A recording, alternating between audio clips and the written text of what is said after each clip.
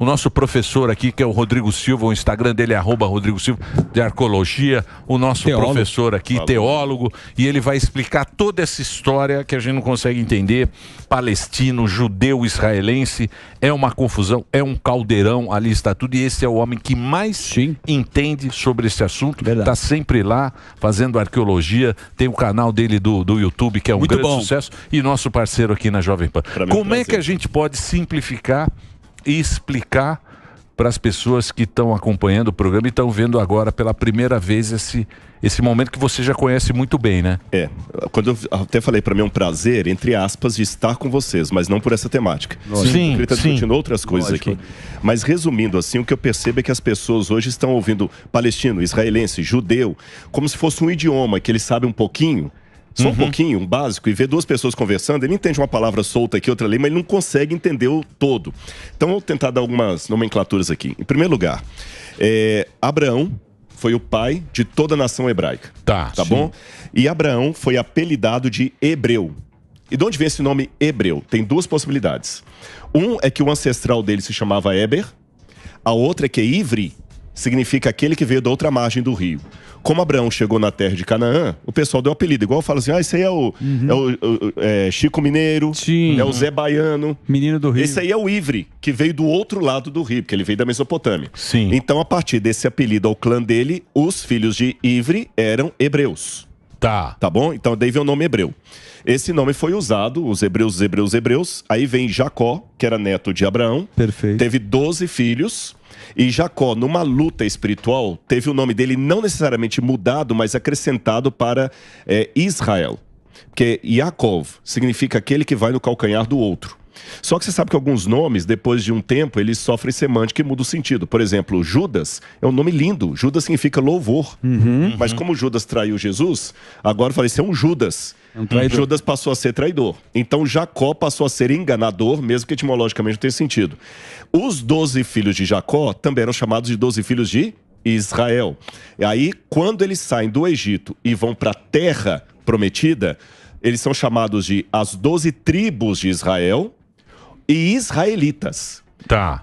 Aí, fechando o nome para chegar nos palestinos, quando vem a época do cativeiro da Babilônia, o que havia acontecido? Os assírios haviam destruído 10 tribos de Israel do norte. Só sobraram 2. A tribo de Judá e a tribo de Benjamim, que era desse tamanhozinho.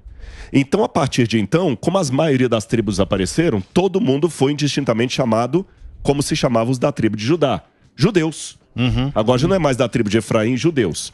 Assim vem os judeus, e agora, quando criou o Estado de Israel em 48, aquele que é cidadão dali é israelense, não israelita, como era no tempo da Bíblia. Então eu dei um resumão da parte de Israel e depois posso falar da parte dos palestinos que você quer falar aí. Não, eu ia te perguntar, que tem a ver com Não sei se ficou clara a explicação. Ficou ótima. Ontem o Maduro, não sei se você viu o Nicolás Maduro, ele falou que Jesus era palestino e que ele foi crucificado pelo Império Espanhol. Nossa. Eu não conheço tanto quanto você, mas me pareceu bastante...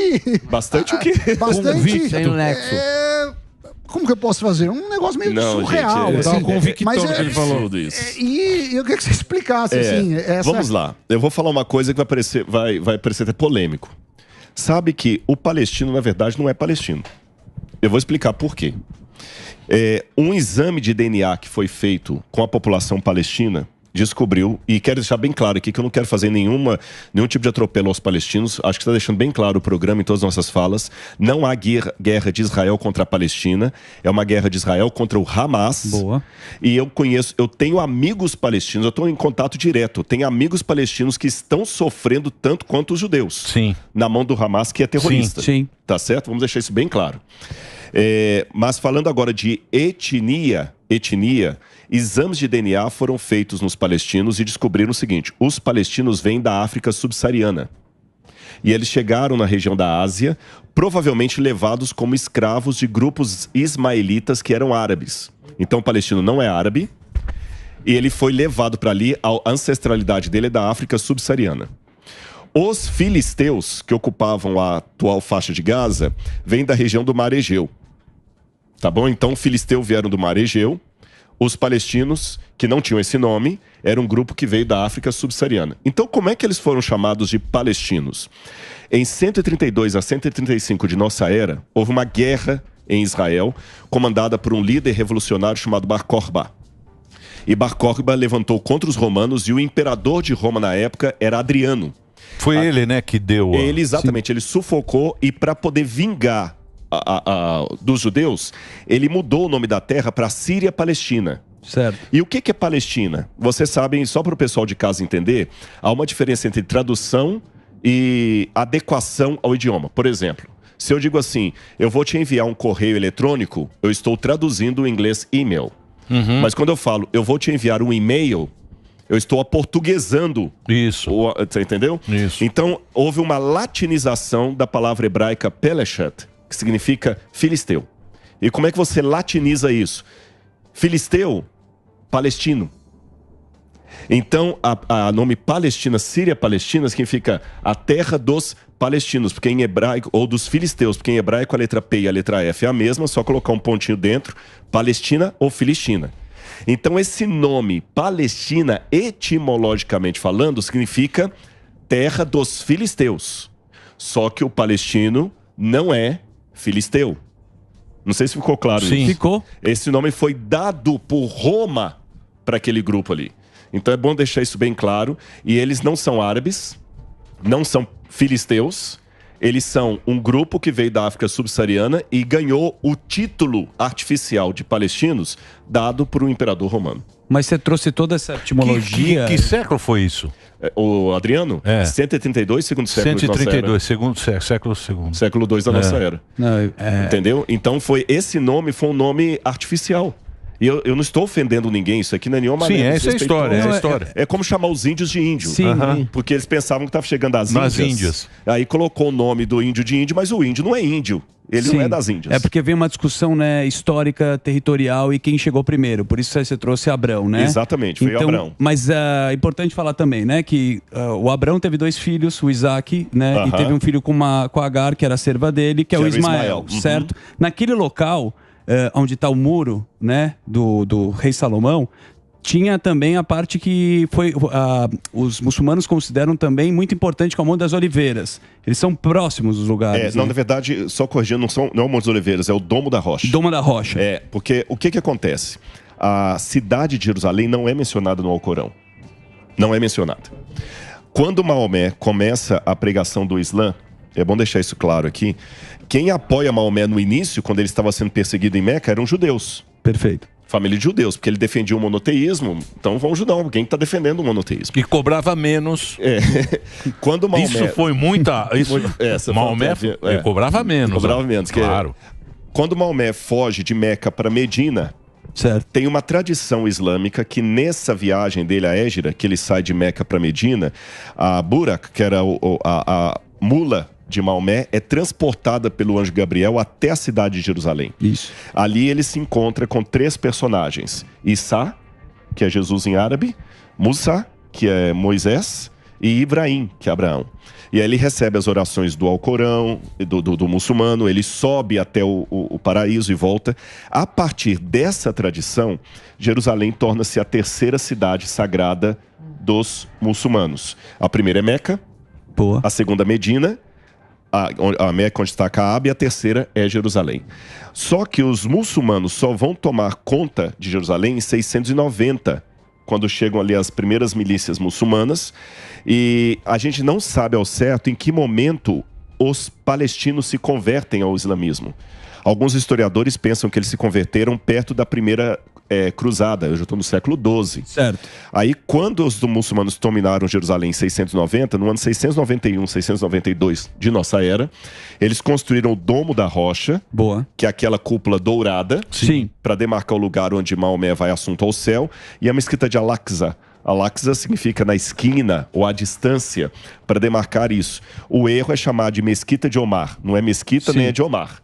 É o Domo da Rocha. Então aquele lugar é justamente onde no passado Abraão levou Isaac em sacrifício, e onde no passado Salomão construiu o templo. Onde ele veio, que é a pedra onde tá ele ia matar o Isaac, o anjo veio lá. Só que na tradição você manja, hein? O filho do sacrifício não foi Ismael, foi Ismael e foi no outro. Nessa frase do Emílio, Rodrigão, você manja. Nessa frase, você manja. Te ouvir é uma aula, você sabe tudo. A nossa geração está evoluindo, está chegando uma nova geração. E eu acho que vai ser muito mais difícil daqui para frente as pessoas acreditarem no Apocalipse, na volta de Jesus. Eu queria saber a sua opinião. A gente está vivendo tudo isso. São sinais? Vai ser mais difícil acreditar nesses sinais daqui para frente? Eu vou responder com uma palavra de um judeu, Yeshua, Jesus, que ele falava o seguinte: quando vier o Filho do Homem, porventura achará fé na terra? A pergunta é retórica. E os sinais da volta dele, eu até acho que foi aqui que eu até falei isso. Ele fala de guerras, terremotos, eu falei, isso ainda não é o fim. Mas ele dá uma pista muito interessante, que Jesus dialogava com o rabinismo da sua época. Isso é interessante, que o pior erro do cristianismo foi esconder que Jesus era judeu. E na Idade Média, toda aquela perseguição, depois na Idade Moderna com a Inquisição Espanhola, Jesus dialogava com o judaísmo da época. E no judaísmo da época, nós temos isso preservado na tradição oral do Talmud. Embora o Talmud seja composto após Jesus, as tradições do Talmud são da época de Jesus. Você tem a escola de Shammai, Hillel, que são até anteriores a Jesus. É nesse sentido. E nessa tradição judaica dizia o seguinte: antes que o Messias venha, haverá dores de parto de uma mulher. Isso. Porque naquela época havia muito problema de mulher que morria quando dava à luz a criança nascia. Então, quando a mulher estava grávida para ganhar o bebê, era um misto de alegria e de angústia, porque ela pode morrer. Agora, quem é pai aqui, já acompanhou o nascimento de um bebê, sabe que a mulher, quando ela começa as contrações, o bebê pode nascer em 2 horas ou 18 horas depois. Então, Jesus falou que esses sinais que você falou seriam o princípio das dores, e no grego é as dores de parto. Tá certo? Então nós estamos vendo agora, nesse momento, mais uma contração profética desse mundo. Essa criança pode nascer agora ou daqui a 18 horas. Mas eu sei de uma coisa. A minha esposa, não temos filho ainda, mas o dia que ela engravidar, eu não vou esperar dar as 18 horas para ver. Ou na primeira contração, eu já vou correr para o hospital. Então, eu não sei quanto tempo ela vai demorar da primeira contração até o nascimento da criança. Mas é interpretativo. A dor do parto não pode ser crianças sendo mortas com barbárie pelos terroristas e tal. Não é um pouco essa dor do parto? Porque, queira ou não queira, aquele filho veio de um parto. Não é um pouco interpretativo? Não, aí não é pelo seguinte, porque eu estou pegando a interpretação que eles davam na época. Tá certo? Se eu pegar uma de hoje e colocar lá, pode ser anacronismo. Mas você não está falando bobagem, porque Jesus falou... ai das que estiverem grávidas, né? E chorem por Raquel chorando seus filhos e não há quem a console. E eu vou dizer mais. O que eu falo aqui, eu falo com muito cuidado e muito respeito pelas vítimas. E vocês sabem que eu tenho esse respeito. Sabe como é que se diz em hebraico martírio?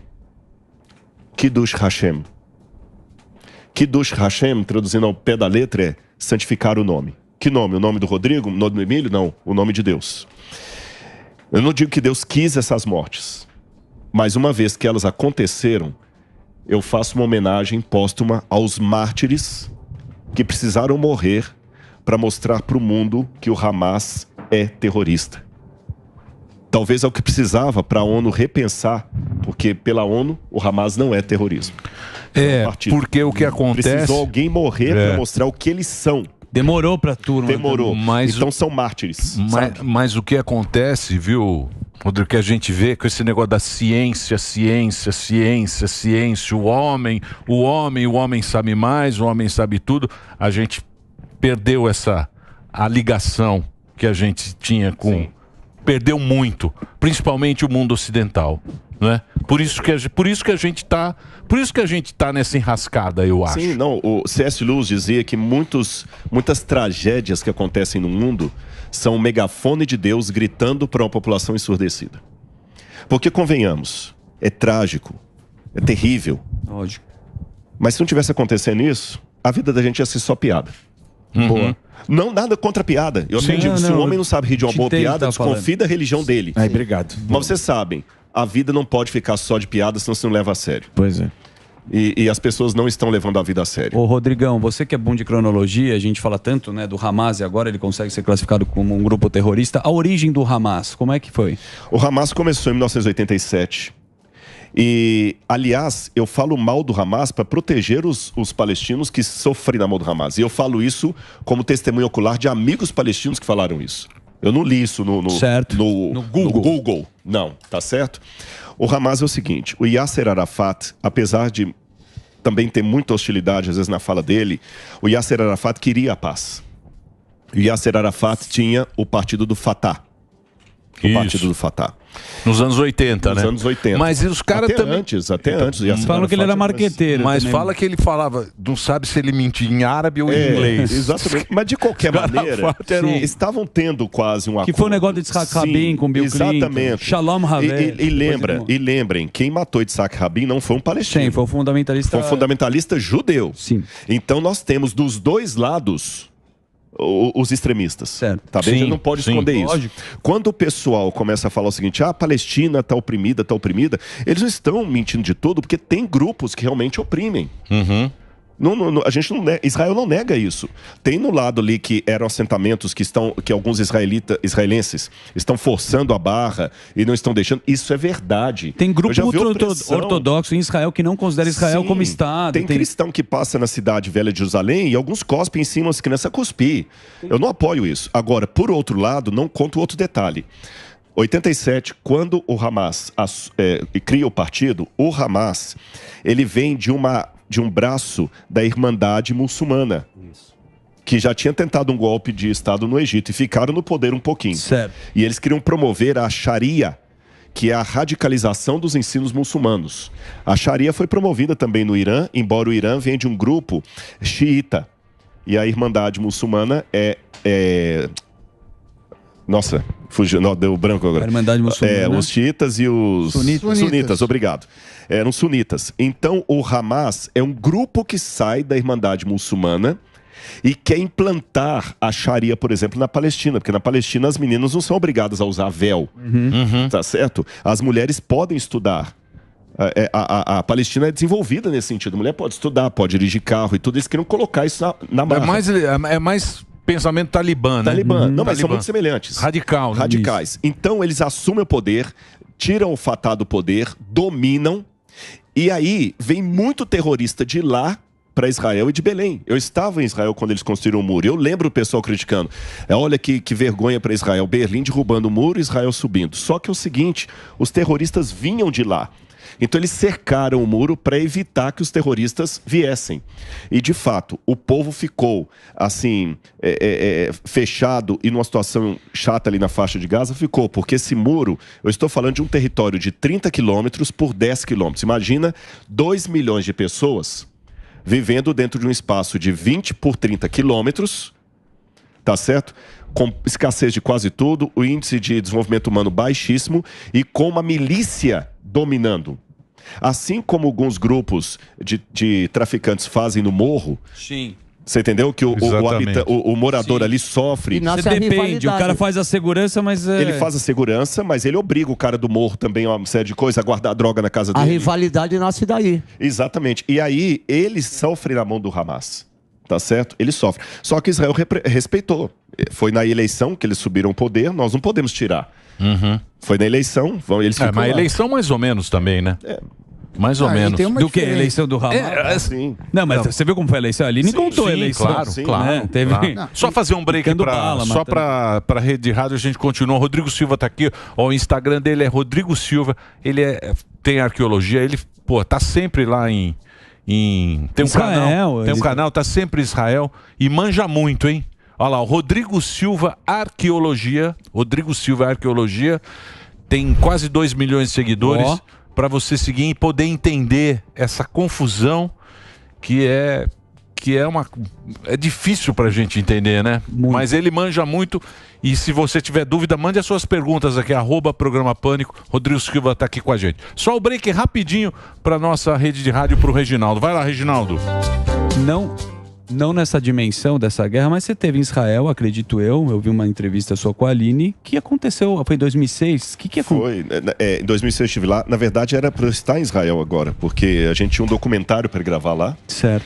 Eu ia com a equipe da TV Novo Tempo e não fui por causa da... Lembra do museu que eu sempre falo? Sim. Como a inauguração está chegando, eu não podia sair do Brasil. Perfeito. Eu tinha que ficar aqui para a inauguração. Então eu pedi à TV para eu não ir, para ir outro. E aí mandaram uma outra apresentadora, a jornalista Darleide Alves, e eles foram, e eles chegaram lá na sexta-feira. E graças a Deus acabaram de pousar no Brasil agora, no avião da FAB que veio. Pousaram em Brasília, agora já devem estar vindo para o Rio de Janeiro. Já recebi notícia que chegaram bem, graças a Deus. Então eu estaria lá. Em 2006, quando teve a guerra com o Líbano, eu estava lá. E eu saí do país, porque eu lembro das bombas caindo. Eu lembro do barulho, bum, era um barulho assim, bum. Barulho de bomba não é como a gente imagina, filme, pá, não, é um negócio meio abafado, né? É abafado. E eu vi muitos foguetes sendo enviados para a direção de Jerusalém. Eu tenho num outro celular gravado lá, eu filmava da minha janela eles vindo assim, o Iron Dome pegando, dava um, sabe? Eu lembro o barulho de sirene, a gente indo para a parede, ficando assim na parede, assim. Depois eu posso até mostrar para vocês, eu tenho algumas cenas. Tem todo um protocolo, né? Todo um protocolo. Mas é triste. Eu digo o seguinte, dos dois lados há inocentes sofrendo. Por isso que a gente corre o risco de não rotular. O perigo é rotular. Sim. Você entendeu? Sim, todo muçulmano agora é terrorista. Não, mas ninguém... Todo sabe. A gente não pode. A guerra é contra o Hamas. Mas você está falando assim, Israel tem seus... mas eles se apropriaram já, né? Tem essa também, né, o professor? Não, eles se apropriaram. O grupo terrorista se apropriou do palestino. Não, com certeza. A voz do palestino hoje é o Hamas. Só para te dar a palavra, tem uma coisa também, gente, cuidar. O problema é que hoje, por mais que tenha esses extremos do lado de Israel, e ainda que esse extremo fosse 20 vezes maior, tá bom? Nenhuma barbárie que foi feita contra mim justifica uma barbárie que eu faça contra você. Você entendeu? Por mais que eu tenha sofrido, eu não posso autorizar qualquer violência em nome... Não, porque... Mas aí você tem que ser muito superior. Por quê? Não, mas por quê? Não, estou falando pelo seguinte, é porque o discurso hoje... É o seguinte, o Hamas tem o direito de fazer isso porque o povo está subjugado. Sim. É muito vitimismo. Você entendeu? Então, eu como negro, eu tenho o direito de discriminar todos vocês que são brancos aqui, porque eu sou negro. Então eu posso xingar a torcida, você tá entendendo? Branca. Entendi. Que eu posso fazer, porque eu sou negro, eu tô no meu lugar de fala. Agora, se você fizer qualquer coisa que eu me sinta discriminado, não pode, porque eu sou negro, o Emílio tá sendo racista. Sim. É esse ponto que eu quero colocar. Entendi. Rodrigo, você falou assim, tem extremos. Só que tem uma diferença básica, que é a seguinte.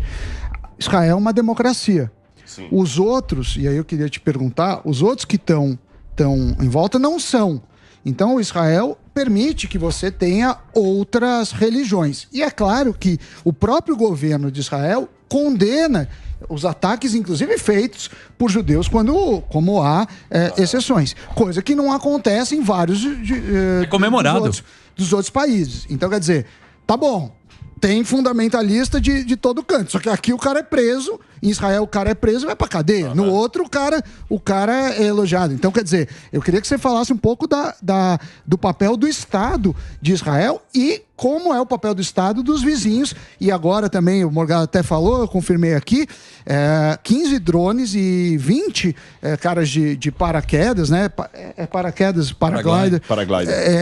Que estão atacando para o Líbano. E a defesa americana, o Departamento de Defesa, pediu na Embaixada de Beirute para os americanos saírem imediatamente do Líbano. Então a guerra está, infelizmente, escalando. Tá entrando. Eu vou responder a você com uma ilustração de Jerusalém. No chamado Muro das Lamentações... O Kotel. Porque os judeus mesmo não chamam de Muro das Lamentações. É verdade. Isso cristão que deu esse nome, né? Nesse muro, eu várias vezes, Rodrigo, já fui com a minha Bíblia, aquela Bíblia velha que eu trouxe aqui, orar no Muro das Lamentações.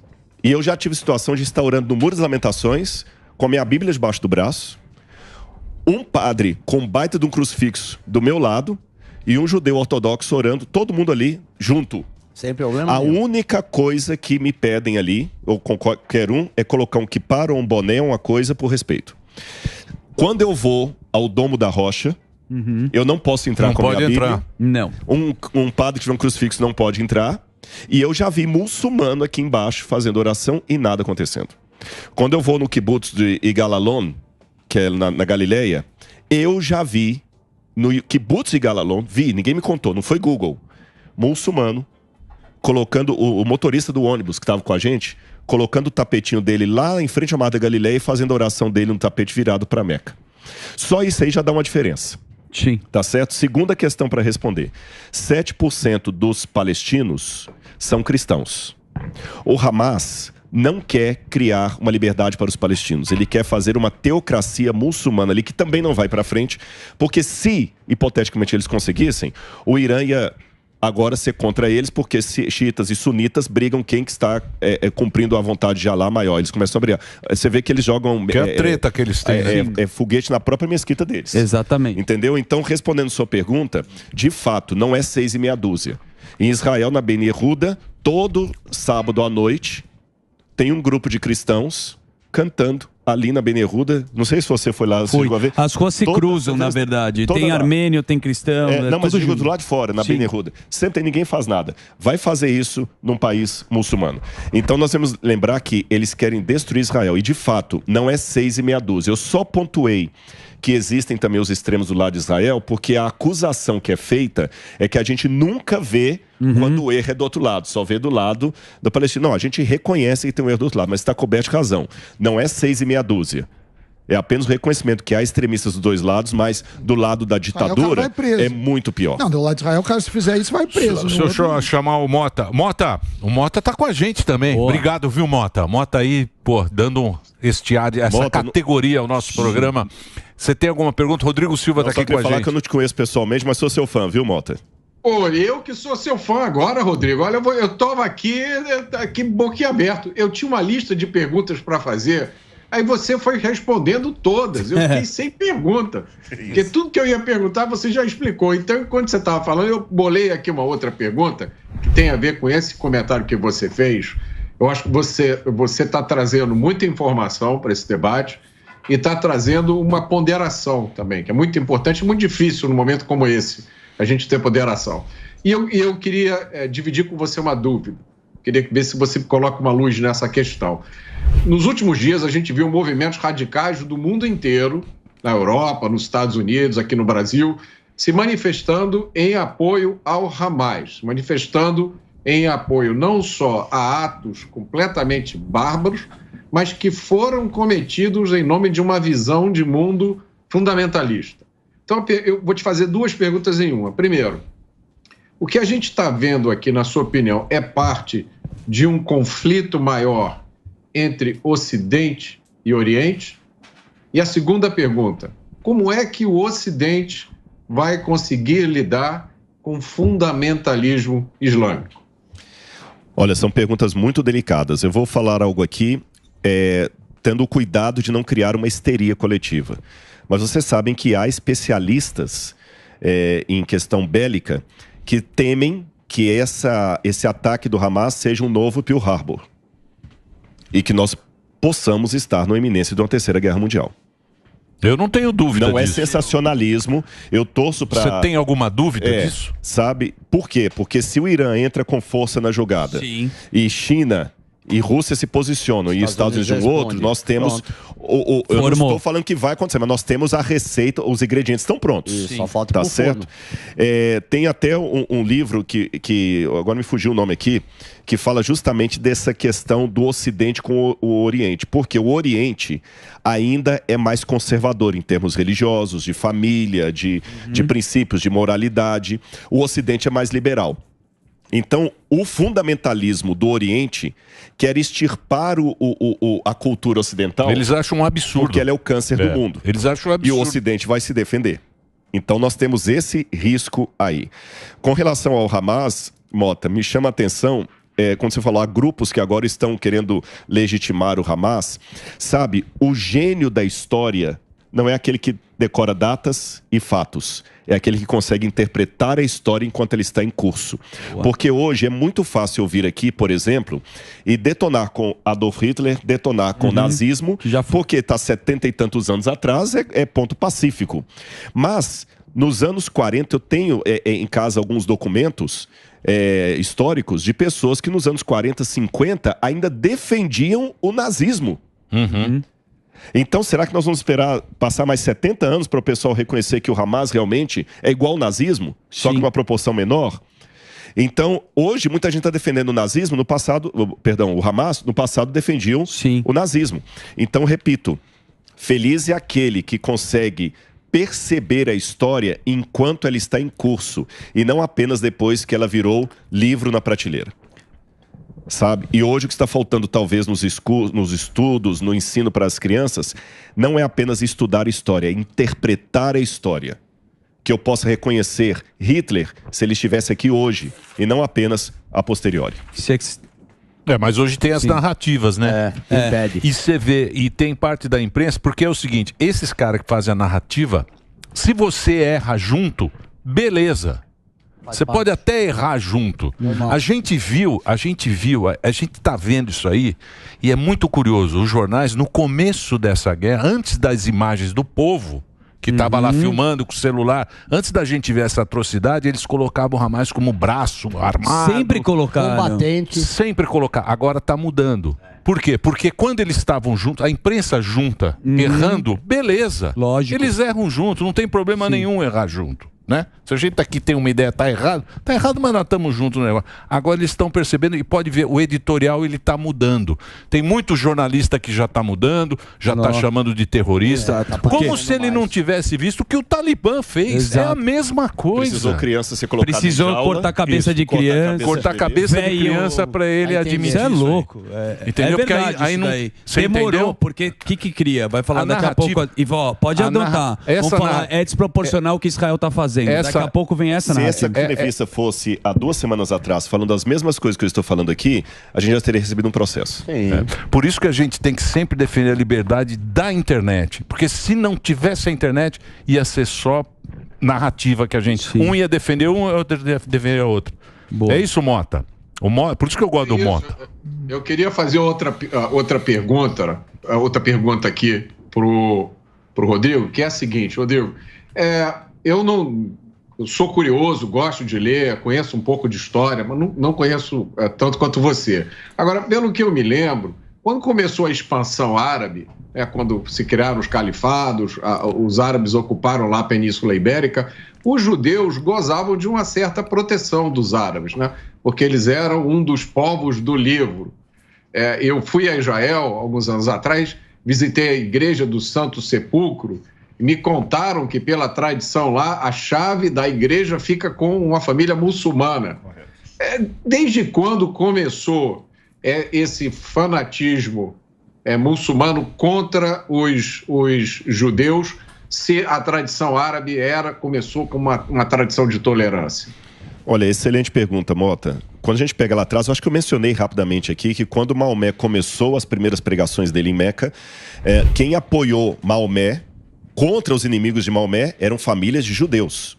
E realmente, o islamismo por muito tempo reconheceu Israel como sendo o povo do livro, porque eles eram monoteístas. E na Península Ibérica, quando eles se expandiram ali também, os cristãos foram assim também, os judeus foram assim também bem tratados pelos muçulmanos. Acontece o seguinte...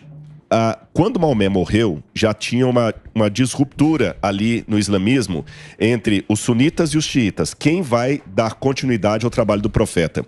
Os parentes dele ou os homens de confiança dele? Então, o sonho frustrado de Maomé é que ele nunca conseguiu fazer o grande Estado Islâmico, porque sempre tinha divisões entre eles. Porém, a confusão, a meu ver, começa no século XII.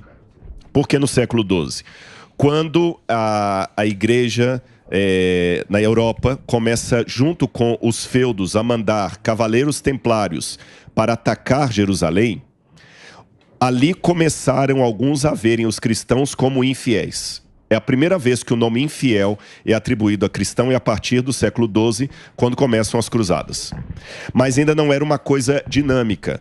Quando eles estavam fora da Ásia, eles reconheciam bem os cristãos. Quando estavam em Jerusalém, eles viam os cristãos como inimigos, porque eram os cavaleiros templários, os cruzados. Então, naquela briga toda ali, sempre ficava assim. Lá eles eram rivais, mas na Europa estavam tudo bem. Quando depois os árabes são expulsos da Península Ibérica, é justamente um período que vai surgir uma outra contraofensiva dos muçulmanos. Não através de um grupo árabe, mas através de um grupo turco, os otomanos. Em 1517, eles ocupam aquela região, entendem que os cristãos são inimigos, invadem ali, tomam Istambul, que na época era Constantinopla, acabam com a Idade Média, e desde 1517 até 1917, todo o Império Otomano sempre reconhecia os cristãos como inimigos, inimigos, inimigos. Com a queda do Império Otomano é que começam a surgir essas potências muçulmanas ali na região do Oriente Médio. O Líbano é criado depois da Primeira e Segunda Guerra Mundial ali, né? O Império cai em 1920 e 21, se não me engano, com Ataturk. Aí começam esses... o otomano caiu na Primeira Guerra, né? Oi? Os otomanos caíram na Primeira Guerra. Mas ficaram o quê? 500 anos, né? Foi de 1500, mais, foi de 1517 até 1917. Quanto tempo é isso aí? Muito. Então aí, nesse aspecto, esses líderes que surgem, cada um vendo ali, começaram a ver os cristãos ocidentais como inimigos, porque eles representavam os partidos colonialistas que queriam tirar proveito deles, e aí foi se intensificando essa perseguição aos cristãos em países que queriam adotar um sistema teocrático mais forte, como foi o caso dos ayatolás lá no Irã, que antes recebiam bem os cristãos, depois pararam de receber, e hoje na Turquia há uma tolerância em termos. Sim. Porque dependendo da situação você pode ser preso por ser um cristão que está, por exemplo, praticando a pregação, proselitismo. Mas a Turquia queria entrar na comunidade europeia, né? Queria e não conseguiu. Não conseguiu, né? É a frustração deles. A frustração da Turquia hoje é não ter... Eles queriam se ocidentalizar, mas aí não foram aceitos pela... É uma... Tem problema com os armênios, tem o genocídio armênio, tem uma coisa muito triste também da Turquia, mas é uma confusão, mas né? ele citou agora, você vê, né? Israel a vida inteira, a história é só com guerra, é só um rei tentando proteger aquela terra, né? Desde Herodes, a gente vê Davi, Salomão. Agora, pulando um pouco... Jerusalém foi tomada 50 vezes. 50 vezes? O muro já... 50 vezes. 12 vezes destruída e reconstruída. Perfeito. Mas pulando um pouco a história, quando a gente citou o Holocausto, quando os judeus saem da Segunda Guerra, a ONU determina que aquele local seria, né, para os judeus, né? Eles voltam. Quando tem 1947, aí vem sequências de guerras também, né? Guerra dos 6 Dias, a Guerra do Yom Kippur. Essa Guerra do Yom Kippur, ela pode ser comparada como essa guerra que está sendo agora, porque eles estão citando muito a Guerra do Yom Kippur 50 anos depois. Você consegue fazer um paralelo? Parece que sim. Em primeiro lugar, porque... Só que no caso, os personagens eram outros. Certo. No caso do Yom Kippur, era a Síria, que queria aproveitar o momento em que Israel estava jejuando, porque no Yom Kippur, eu acho que... eu não sei se vou falar uma bobagem aqui, mas... Depois do Shabat, ou antes até do Shabat, o dia mais sagrado que o Israel para mesmo é no Yom Kippur. Mais do que o Shabat. Sem dúvida. Ninguém atende telefone, nem nada. Na época não tinha celular. 25 horas de jejum, né? Ninguém tinha... 25 horas. Ninguém tinha celular na época, mas os meios de comunicação desligados era mais fácil. Então eles chegam justamente ali, nesse dia. Só que Israel dá... Isso foi em 73. Israel dá a ofensiva, foi Davi contra Golias de novo. E lembra que não é só o Yom Kippur. Você teve na Guerra dos 6 Dias também, quando houve toda uma ofensiva dos países árabes, da Liga Árabe, contra Israel. Aliás, uma coisa importante de descrever aqui. Nem todo muçulmano é árabe. Boa. Tá bom? É importante. Eu falei Turquia, que Turquia não é árabe. Irã não é árabe, é persa. Tá bom? O Egito não é árabe. Irã era Pérsia, né? Pérsia. É que esses países se converteram ao islamismo e alguns deles, como é o caso do Egito, deixaram de falar o copta para falar o árabe. Tá certo? Mas a rigor, nem todo muçulmano é árabe. O próprio Irã, na época do Reza Pahlavi, não era... Passou a ser do como é que ele chama? Oh, meu Deus, que teve a guerra lá. Que os americanos... O Irã e o Iraque. Contra, sim, o Irã contra. Isso. A guerra dos Irã contra. O Irã era aliado dos Estados Unidos. Exatamente. Era aliado. Até um dos grandes problemas da história, por isso que é a questão da gente saber, é que às vezes o mocinho arma o bandido... Exato, como aconteceu com o Bin Laden. E depois é brigar com o bandido. Bem parecido, né? Isso. Rodrigo, o Iraque é uma região... Iraque e Irã são inimigos até hoje, porque o Iraque era sunita Irã e Arábia Saudita, né? também. Agora é o seguinte, isso aí é espelho pra gente. A gente não sabe a consequência que possa ter aqui no Ocidente. Isso que está acontecendo já em Israel. Está tendo, né? O problema do petróleo, porque hoje o mundo está, a bolsa de valores já sofre, ou seja, já estão havendo consequências, né? É que a gente não percebe, a gente vai sair daqui, vai almoçar. A turma aqui no chat aqui tá tudo brincando, viu? Tá tudo a turma tá brincando, porque não bateu na porta e confirmando o Morgado, o Luiz Kremer, que esteve aqui com a gente, o Chicão, falou que o Hezbollah com drones agora tem sirene, população nos bunkers, agora neste momento. Foi o que eu falei. Né? Então, confirmando o Morgado. Acho que é bom explicar o que eu ainda não confirmo se o exército americano, de fato, a embaixada americana está pedindo para eles saírem imediatamente do Líbano. Isso, se alguém puder confirmar. Então, mas você acha que o Líbano já desconfirmou? Você acha que o Líbano tem interesse? Não, não tem interesse. É bom explicar o que é o Hezbollah, porque o que acontece? Nessas guerras da 67, quando tomou Jerusalém, quando ocupou a Península do Sinai, Israel avançou um pouco nas fronteiras para poder se proteger. E entrou no Líbano, as tropas israelenses chegaram aí até perto de Beirute. Porque, gente, estava todo mundo querendo destruir Israel. Lembrem que... 6 dias, né? Exatamente. Foi em 60, 6 dias. 67. Israel não tinha o poder militar de hoje. Foi uma vitória assim que ninguém esperava. Agora, o que acontece? Israel é a minoria ali, porque é o único país judeu do mundo. Você tem vários países muçulmanos, igual eu falei aqui. Mesmo que não sejam árabes, são muçulmanos. Israel é um país só. Certo. E eles querem varrer Israel dali. Eles não querem só criar um país para os palestinos. Na verdade, muito árabe não está nem aí para os palestinos. Eles querem destruir Israel. É isso que eu quero entrar. Você citou... Pera aí, eu tenho que fazer um break agora. Um break pro Reginaldo? É só pro Reginaldo. Papai. Só pra você, viu, papai? Papai do ano aí. Parabéns aí, Reginaldo. Renato vai ser papai, ó. Aí, depois de velho, ó. Isso. Ele trabalhando, hein? Papai cima do cavalo na charrete. Trabalhando no cavalo. Faz o breakzinho aí, Reginaldo. Manda bala. Talvez não seja o uso da palavra, não entre mesmo, mas você vai entender. Você citou, Israel foi invadida 50 vezes, teve que se reerguer sozinha, e sempre ela contra ela com ela mesma e tal. O que falta para o mundo? Tipo, essa que não existe a palavra, para ser o xodózinho do mundo. Sabe aquele nosso segundo país, o país do coração, de tanto que já tudo que passou. O que falta para o mundo entender o que Israel passa e começar a estender mais as mãos, já que eles estendem as mãos para a gente a qualquer momento que precisar? Olha, Brumadinho estavam aqui, né?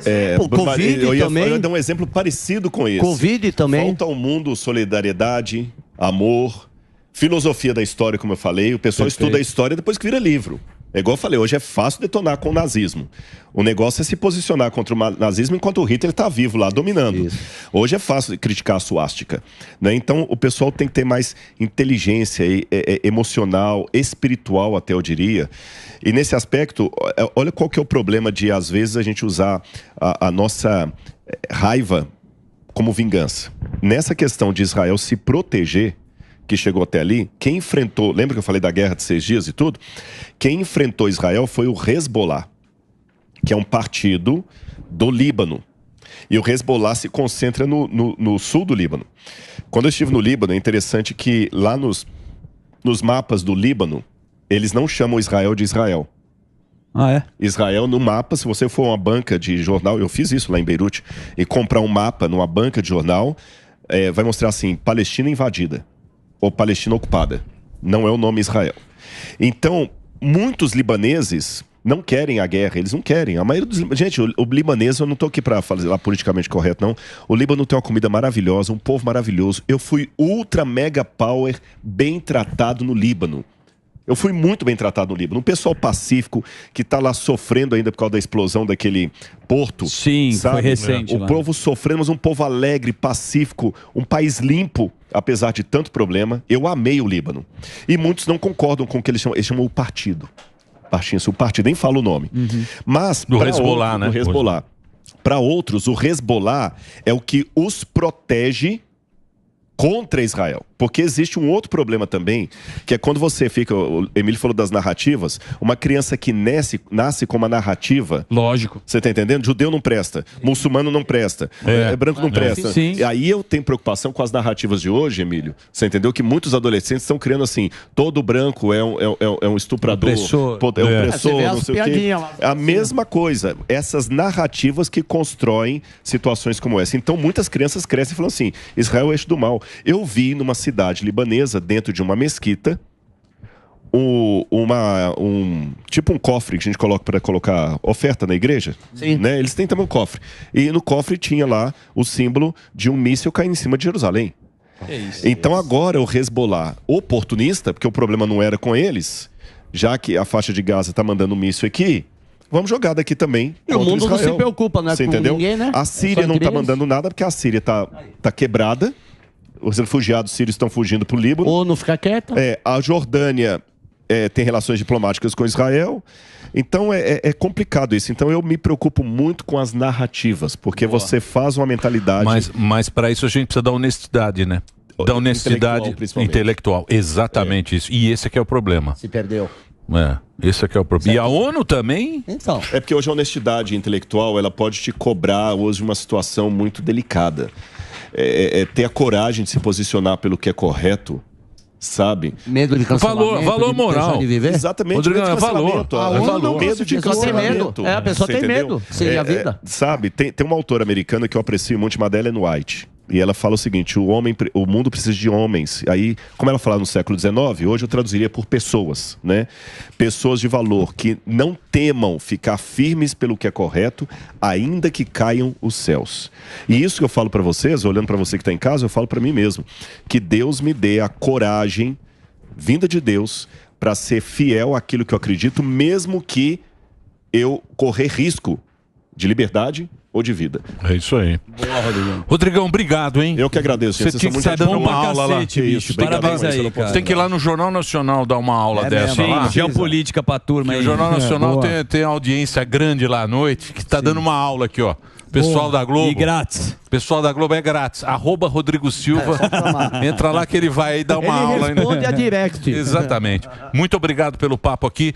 Sigam as redes sociais do Rodrigo, nosso parceiro aqui da Jovem Pan. Rodrigo Silva, Arqueologia.